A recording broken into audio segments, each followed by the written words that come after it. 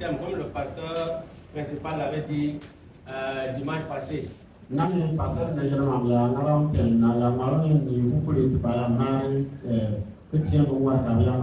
avons eu un bon enseignement, mais il faut que nous puissions mettre en pratique ce qu'on a eu.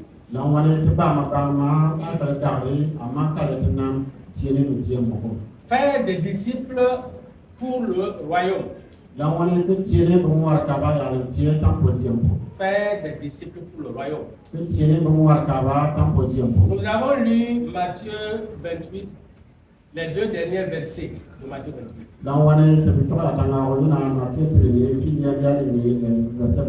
Ça veut dire les dernières paroles du Seigneur. Et quand on voit la dernière parole d'un parent, elles comptent beaucoup dans la vie de la personne.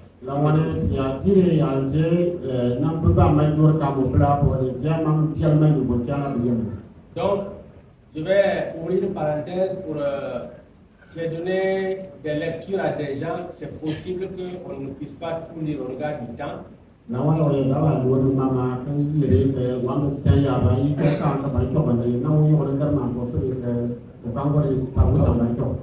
allez m'excuser, ceux qui n'auront pas à pouvoir lire, vous allez m'excuser. Le thème nous dit faire des disciples. Faire des disciples pour le royaume. Quand on voit même déjà la phrase, faire des disciples pour le royaume,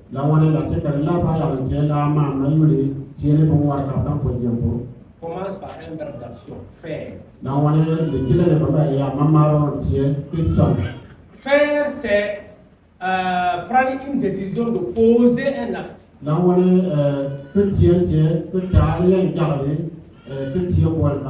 En d'autres termes, ça veut dire préparer des gens ou fabriquer des disciples pour le royaume.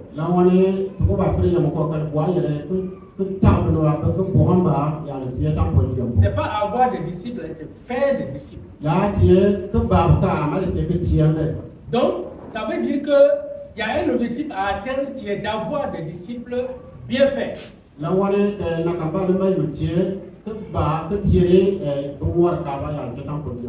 Faire. J'ai fait 10 concours, c'est pas forcément j'ai eu 10 concours. J'ai fait 10 concours, c'est moi qui ai posé l'acte. Et maintenant j'ai eu 10 concours, c'est quelqu'un qui décide de me gratifier de l'admission. Donc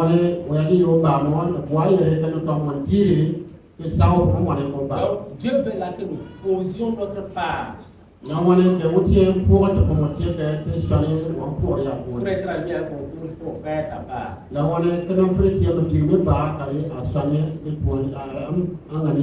Faire des disciples pour le royaume. Un royaume, c'est quoi? Il est gouverné par un roi. C'est pas une démocratie. Ça veut dire que ce n'est pas la majorité qui décide. C'est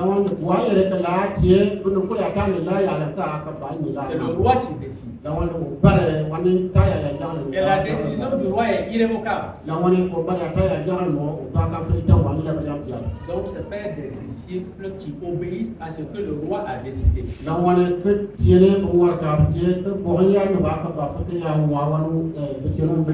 Donc c'était prévu pour faire 4 points, voire 4 points avant de tirer une conclusion.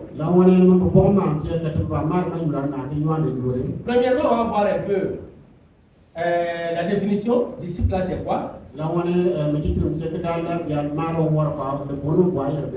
Après, on va voir comment est un disciple.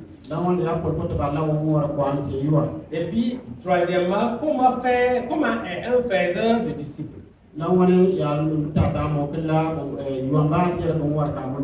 Et ensuite, comment faire des disciples pour le royaume de Dieu.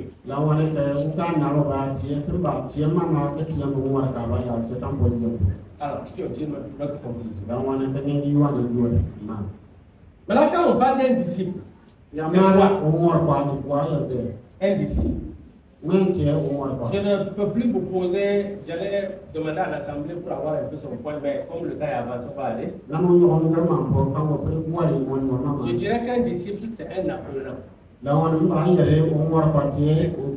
C'est quelqu'un qui apprend la doctrine de quelqu'un.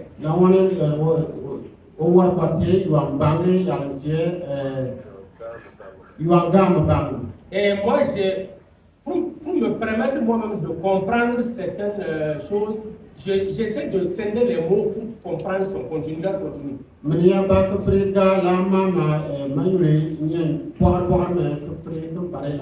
Donc souvent il peut arriver que ce soit compliqué de traduire.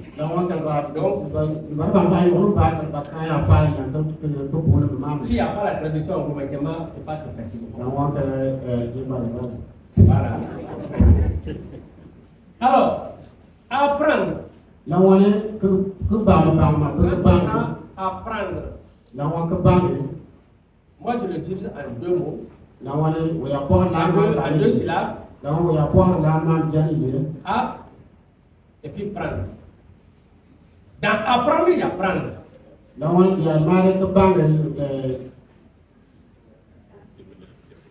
C'est compliqué. Dans apprendre, il y a prendre. Quand on prend, il reste maintenant le AP qui veut dire s'approprier ce qu'on a pris. Et il s'agit là de prendre ce qui n'est pas matériel pour en faire pour moi.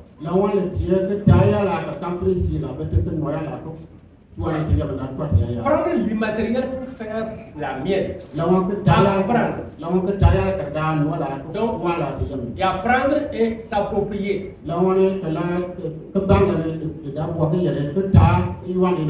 Approprier ce que j'ai pris. Et quand on apprend sa leçon, c'est pour la garder.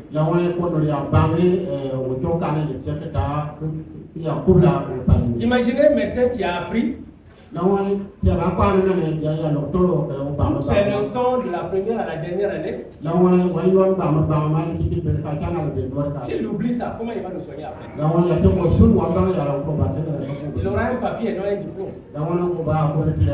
C'est valable dans tout ce que nous faisons aussi. Donc apprendre, c'est prendre ce qui est immatériel et garder. Donc, tout ce qu'on nous apprend à l'église, ce n'est pas pour oublier. Et c'est la première caractéristique d'un disciple. S'il est un apprenant oublieux, il ne peut pas aller loin. Deuxième caractéristique d'un disciple, c'est quelqu'un qui épouse les enseignements de quelqu'un d'autre. Et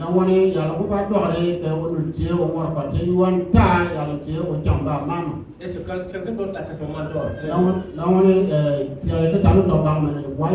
Son guide, c'est quelqu'un, c'est son modèle. Et souvent nous le voyons, le monde politique même doit nous enseigner certaines choses. Il y a des moments où on a vu des gens qui sont capables de se frapper pour quelqu'un.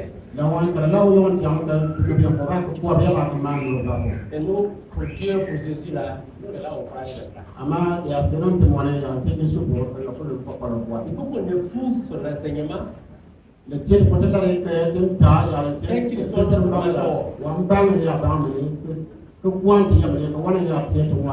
Un disciple, c'est également une personne qui suit les idées de son mentor.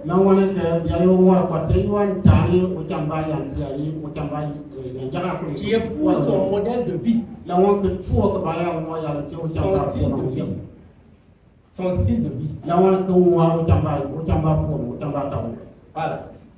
Ensuite, maintenant, il a des caractéristiques spéciales.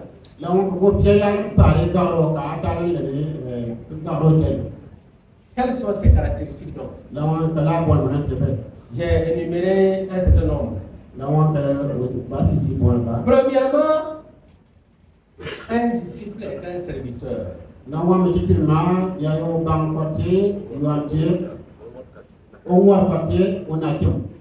Le serviteur de son maître.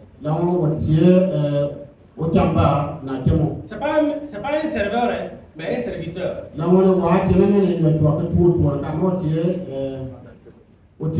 Un serviteur et un serveur, c'est pas la même chose. Souvent, nous œuvrons en serveur et non en serviteur.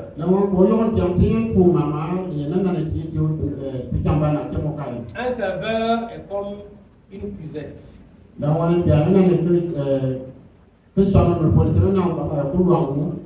Quand tu envoies dans l'eau, ça prend la quantité que, en fonction de ce que tu as remis là, et en fonction de l'état de l'eau, ça prend et ça ressort. Et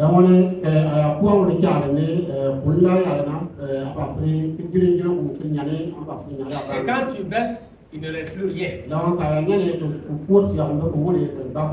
La poussière ne garde rien.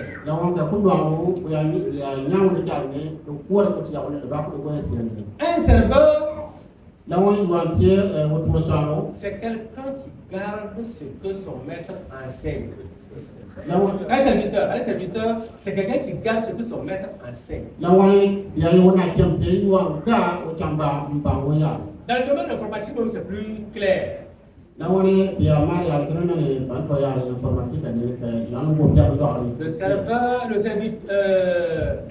Le serviteur commande le serveur. Celui qui fait stocker les données dans le serveur, il les sort quand il veut, il les remet quand il veut. Le serviteur est quelqu'un qui sait ce que son maître veut. Et apprend à faire ce que son maître fait quand son maître n'est pas là. Pour que son maître vienne trouver que le travail qu'il voulait qu'on fasse là, même s'il n'est pas là, le travail est fait.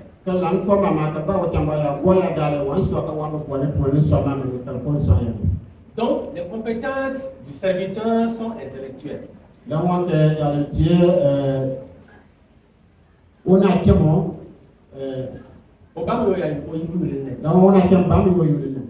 Le serveur, il peut avoir des compétences, stocker, avoir la force pour aller puiser l'eau. Mais tant que tu ne lui dis pas, va faire ça, il ne sait pas.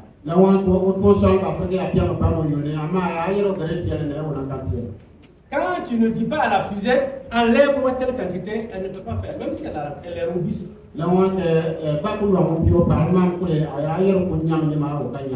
serveur est un stock d'énergie, mais énergie morte tant que le serviteur n'est pas là pour commander.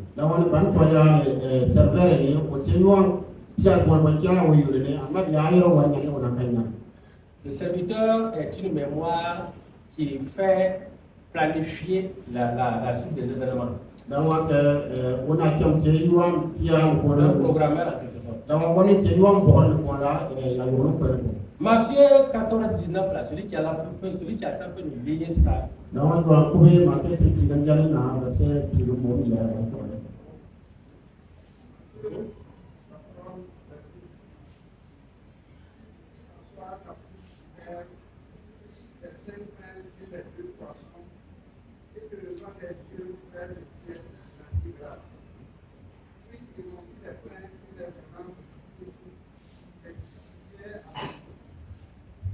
Merci beaucoup. Le Seigneur était là lui-même dans la formation de ses disciples.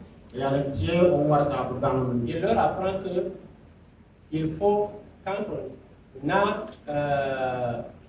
on veut faire nourrir plusieurs personnes, il faut d'abord faire bénir et ensuite faire partager.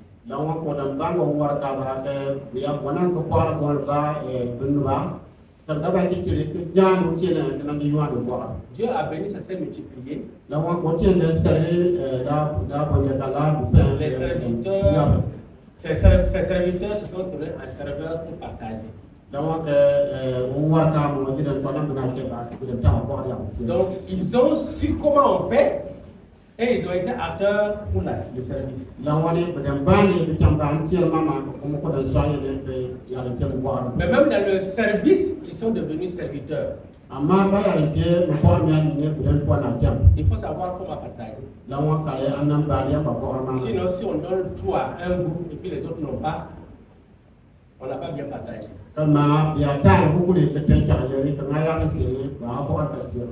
Un disciple est aussi quelqu'un qui a un père. Celui qui considère son mentor comme son père.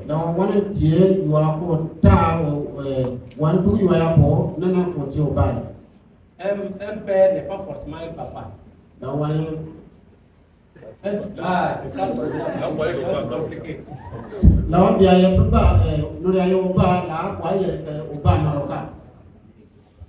Quand tu es le père de quelqu'un, quand tu es le père de quelqu'un, tu as le devoir de l'enseigner sur les choses de la vie pour qu'il puisse devenir quelqu'un comme toi. De le reproduire ton image.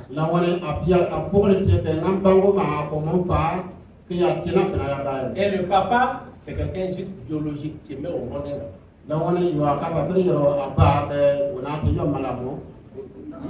Le papa, c'est celui qui met au monde un homme. Abba, tu es malade, on ne dit pas. C'est difficile de faire les deux. Bon, on continue, il n'y a pas de souci. Un papa est biologiquement le géniteur. Et un père est éducateur.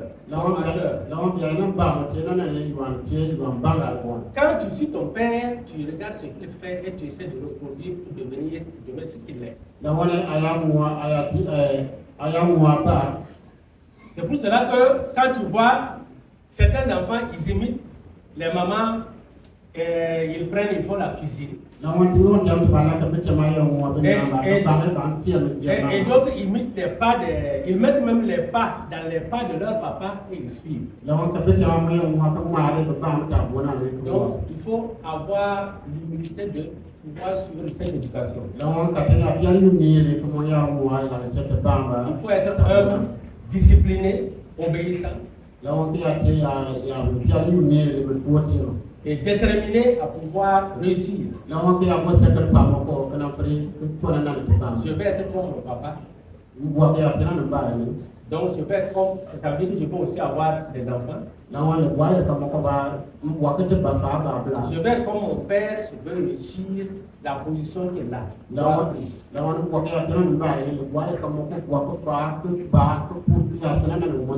Un disciple est aussi acquis à la cause de son maître.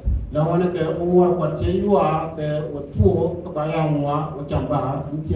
faut aimer son maître. Il est aussi le confident de son maître. Nous avons vu que dans Matthieu 20, Jésus faisait des confidences à ses employés, à ses serviteurs. Pour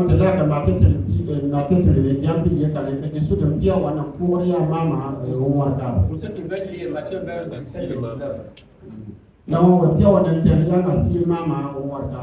Parce que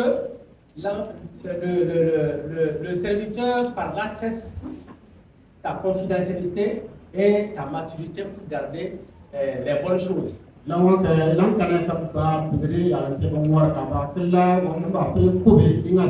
Si tu viens, tu dis à si ton maître te fait une confidence et demain il retrouve ça dehors, ça veut dire que prochainement tu ne feras même plus certaines choses.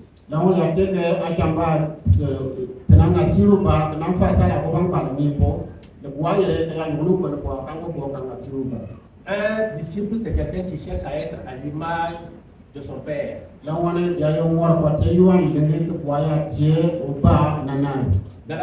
Galates 2, verset 20 nous dit, ce n'est plus moi qui vis, mais c'est mon mentor qui vit en moi, c'est mon père qui vit en moi, c'est mon maître qui vit en moi.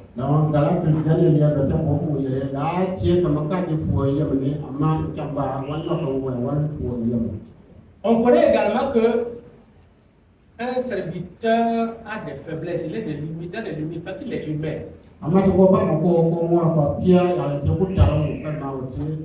y a des choses pour lesquelles il est incompétent. Il est incapable. C'est pour ça que le mentor, le père, doit être aussi, comment on appelle ça, patient. Dans Matthieu 16, verset 5 et Matthieu 26, verset 56, et 26, 56, on a vu quelques faiblesses des disciples. Il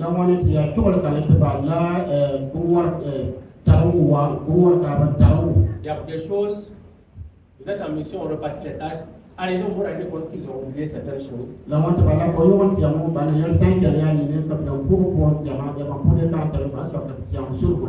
il ne faut pas croire que moi j'ai telle faiblesse, je ne peux pas être serviteur, je ne peux pas être disciple. Ce n'est pas des extraterrestres. Il faut se cultiver pour s'améliorer. Un disciple, c'est également quelqu'un qui sait faire le rapport, le bon rapport à son maître. Dans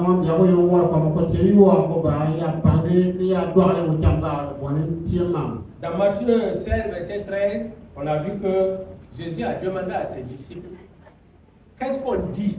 Dans la foule, on dit que moi je suis qui? Donc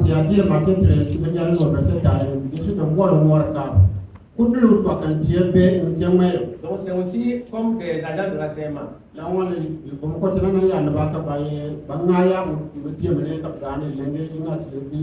on a vu qu'on avait envoyé plusieurs personnes, 12 personnes espions pour aller voir Cana. Mais on a vu les différents rapports que les uns et les autres.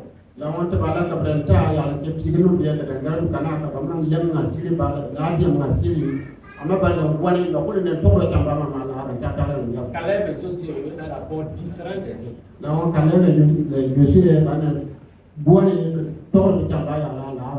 Donc un disciple sait ce que son maître recherche comme résultat. Et dans les actions qu'il mène, il va un peu œuvrer à aller vers ce résultat.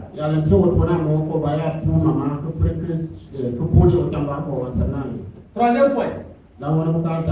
Comment donc est un faiseur de disciples? On a vu pour les disciples. On a un faiseur de disciples là. Puisque Dieu nous demande de faire des disciples. D'abord, c'est un enseignant. Un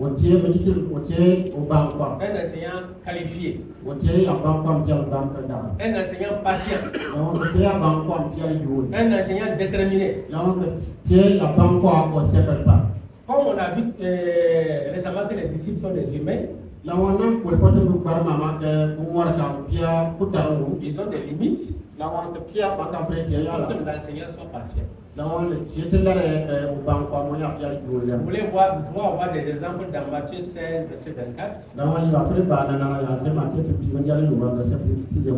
Et Matthieu 11, 1. Vous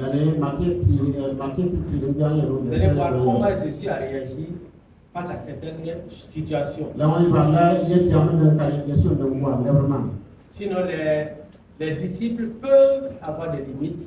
Il faut que l'enseignant soit conscient.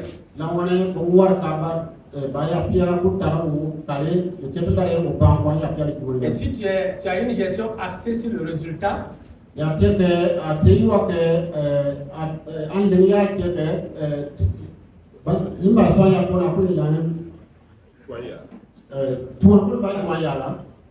allez œuvrer à atteindre l'objectif. Rien que ce matin, j'ai demandé à une police de me trouver un lotus. Et à cause de ça, la police a raté la prestation parce que pour moi, le lotus se vendait à côté ici comme d'habitude.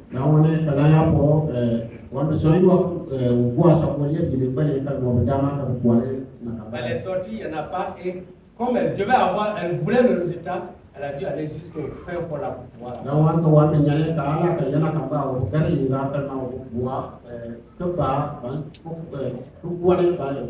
Bon, je suis sorti pour lui dire de revenir, mais c'était déjà tard.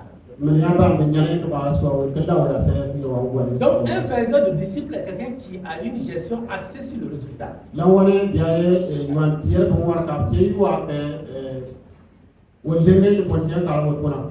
Il va chercher, quoi qu'il arrive, à pouvoir atteindre le but.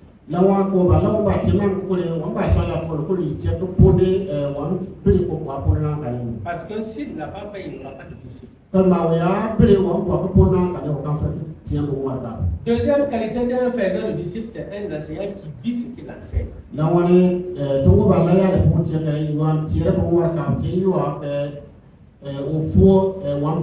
Il vit ce qu'il enseigne.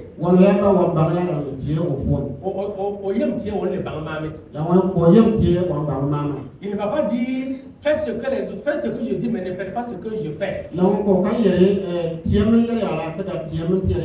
Donc si nous voulons réussir à faire des disciples, il faut que nous puissions nous-mêmes quotidiennement vivre ce que nous enseignons. Parce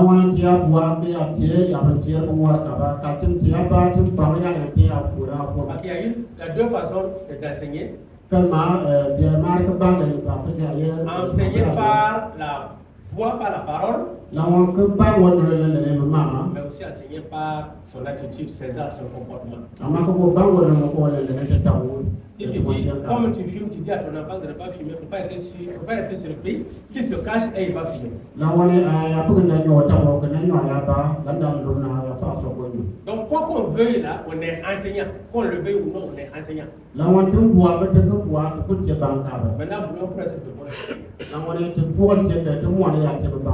Troisième qualité d'un faiseur de disciples, c'est quelqu'un qui est protecteur de ses disciples.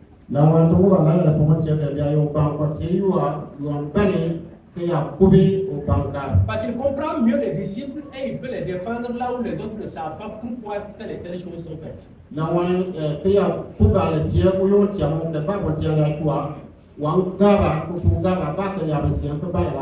Quelqu'un qui est malade, par exemple, il peut ne pas avoir un rendement pour les employeurs, vous le savez. Quelqu'un qui est malade, il peut ne pas avoir le rendement que vous avez voulu qu'il ait.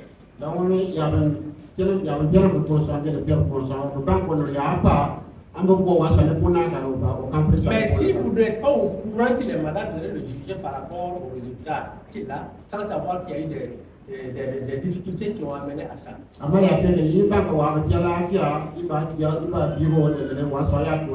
c'est un exemple parmi tant d'autres. Un faiseur de disciples sait comprendre ses disciples.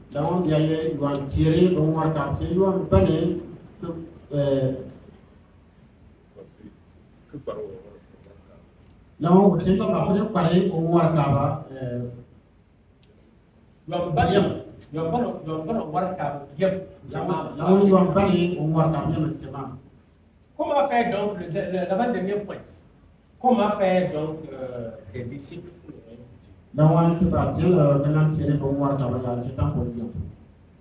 Faire des disciples demande une volonté affichée. Une volonté affichée. De la part de l'enseignant, tout comme de la part des enseignés. Si l'apprenant ne se met pas au sérieux, ne met pas toute son énergie, il ne pourra pas apprendre malgré la bonne volonté de l'enseignant.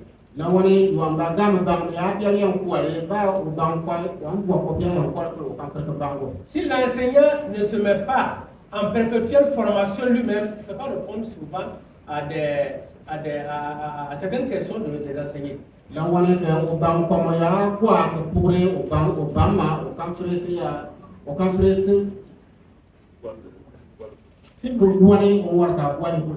vous lisez, bon, le temps n'a pas permis, vous allez voir par moment que les gens reviennent pour poser des questions à Jésus. Pour savoir pourquoi ça là, se fait comment.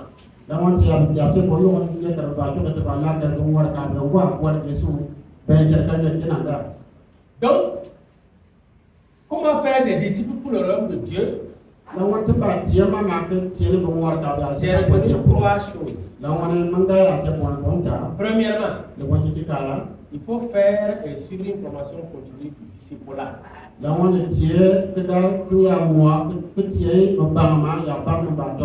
C'est une formation qui n'est pas ponctuelle. Et c'est valable pour l'enseignant comme l'enseigné. Ceux qui sont enseignants ici le savent. Souvent nous sommes en classe. Certains élèves vont apprendre une nouvelle quelque part ou bien cherchent certaines choses, ils posent certaines questions pour tester l'enseignant. Si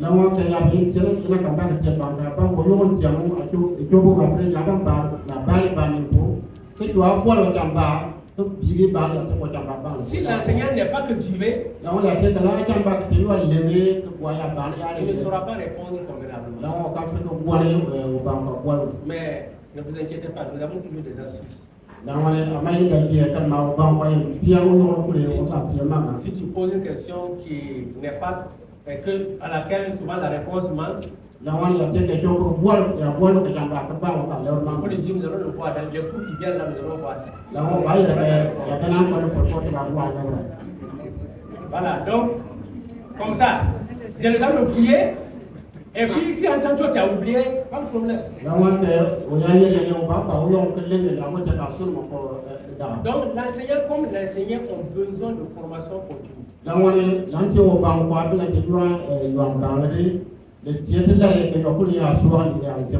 Je reprends encore dans le domaine de la médecine. Si tu ne te fais pas une formation continue,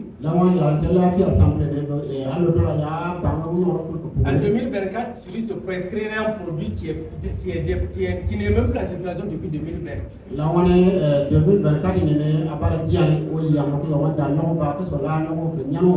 Le malade va fouiller toutes les pharmacies, il va pas prendre. Parce que tu ne suis pas les choses qui se changent, les changements. L'autre point capital, qui est le deuxième,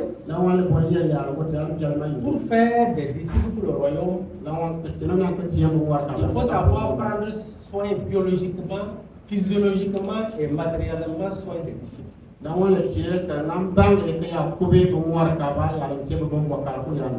Et comme ça, les équiper pour la mission. Pour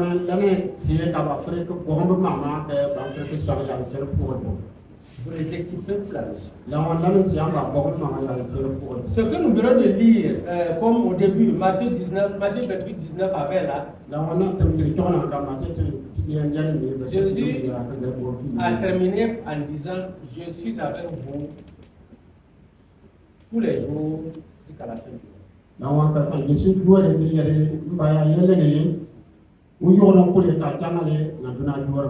Il les a envoyés pour réussir. Faire des disciples, les baptiser, c'est faire des disciples là d'abord de premier groupe aussi. Baptiser là, ça, c'est une fois en passant et puis c'est tout. Mais faire des disciples. Nous-mêmes ici, combien de fois on fait évangélisation, on annonce, il y a tant de décisions, mais après, le résultat là, on n'a pas.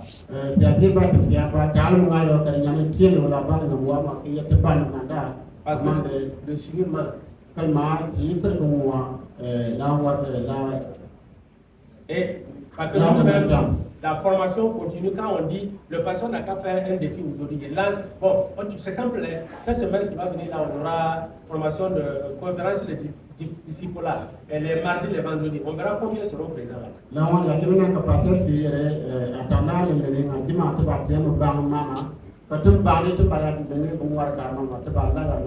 On verra combien sont là-bas. Parce qu'il faut faire violence sur soi-même. Pour arracher le temps pour doit faire la formation sur le tout. C'est pourquoi l'apôtre Paul disait je traite dur mon corps.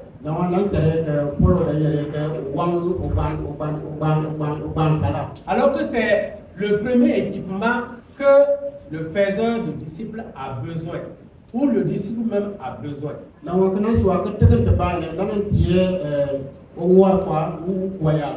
C'est une formation qui ne prend pas fin. Et troisièmement, vivre avec ses disciples au quotidien et au point de fonder une famille avec eux. Ils vont savoir quand tu dors. Qu'est-ce que tu fais avant de dormir? Quand tu te réveilles, tu fais quoi? Dans la journée, comment tu travailles? Les 3 années, Jésus était avec ses disciples. Donc pour faire des disciples pour le royaume,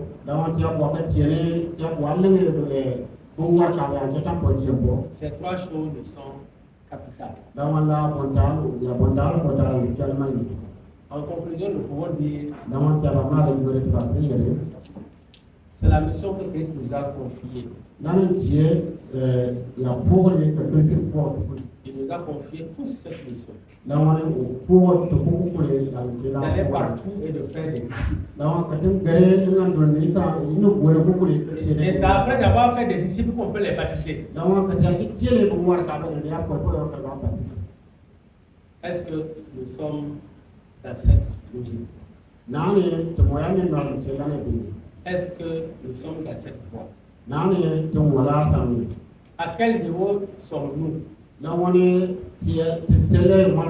À quel niveau suis-je? À quel niveau es-tu? À